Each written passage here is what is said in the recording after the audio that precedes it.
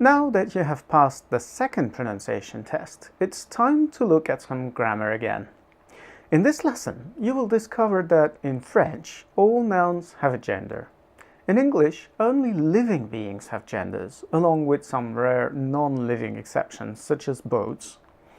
In French, we have two genders, masculine and feminine, not only for living beings, but also for objects and even concepts. Be happy, the Germans and the Russians have three genders. In French, you need to learn only two.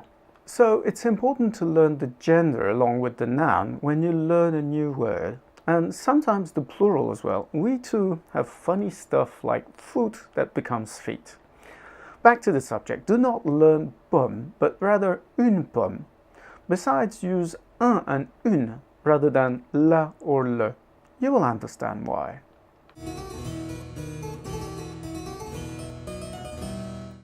In the previous video, I have shown that the opera is translated to l'opéra in French, but with this you are unable to tell if it was originally le opéra or la opéra.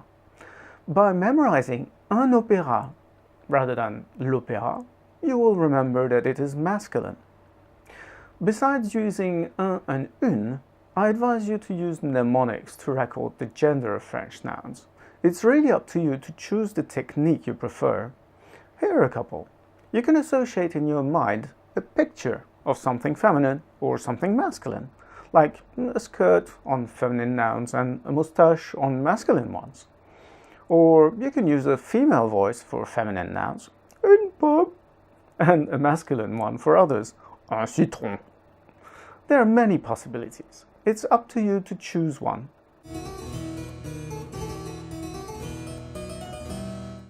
Next, in this lesson, we start conjugating the verb to be. We already know je suis, and now we are adding tu es, you are.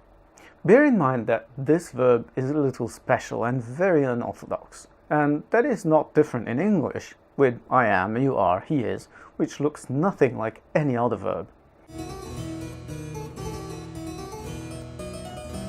Now we come to a subject I have already talked about. In English, everything is upside down, or rather reverted.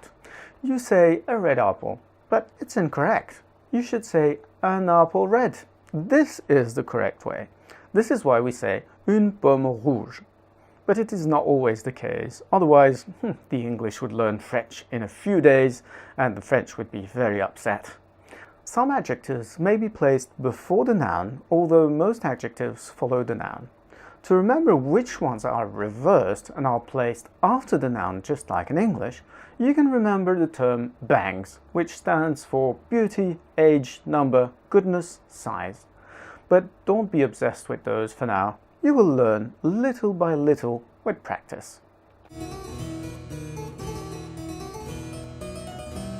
We've just learned the word apple, pomme. Apples are the most consumed fruit in France, and there are over 400 varieties. We produce more than 1.5 million tons of apples every year, half of which is consumed in France. Every household consumes on average 20 kilograms of apples a year. That's quite a lot.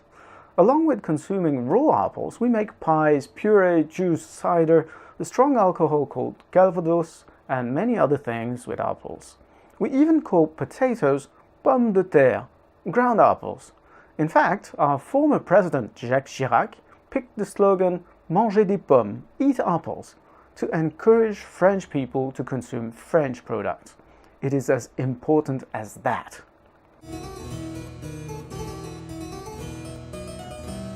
Now, let's recap.